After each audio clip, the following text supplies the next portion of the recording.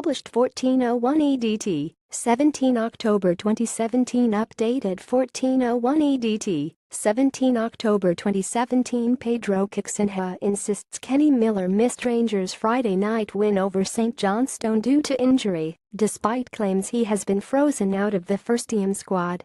The striker has not been selected by the Ibrox manager since a series of dressing room leaks in the wake of last month's defeat by old firm rivals Celtic. Miller's agent, Baldwin, posted a defiant defense of his client online on Tuesday and suggested the striker had been made a scapegoat for the leaks and frozen out of the squad, but Caixinha claims the 37-year-old is suffering with a hamstring injury. Pedro Caixinha insists Kenny Miller missed Rangers' win over St Johnstone due to injury. The striker has not been selected since a series of dressing room leaks last month. Explaining his absence, the Portuguese told RangersTV Kenny was a question of precaution. He trained okay before the match and then did a sort of treatment on Friday and now has 4 days further on, so he is able to start training today, Tuesday. He pulled something in a finishing drill last week, something on the hamstring.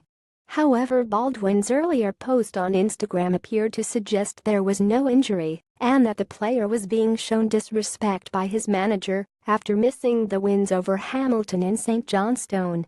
He posted on Instagram the unfurl that this guy above is anything other than one of the best professionals of the last 20 years is a joke.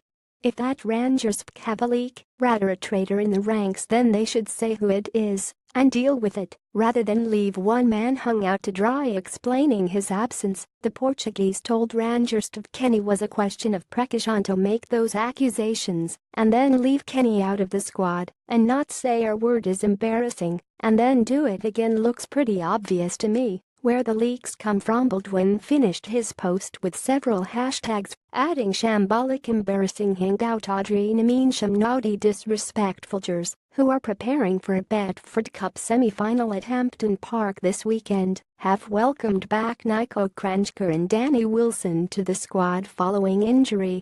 Jurors have welcomed back Niko Kranjcar and Danny Wilson to the squad following injury. Lee Wallace is progressing, has the last one on the list. He is going to take time, said Caixinha. Niko and Danny will be with us from the start of this week, like Kenny, David Bates and Ryan Jack, he said. They were more or less available to be with us, but were out from the last game.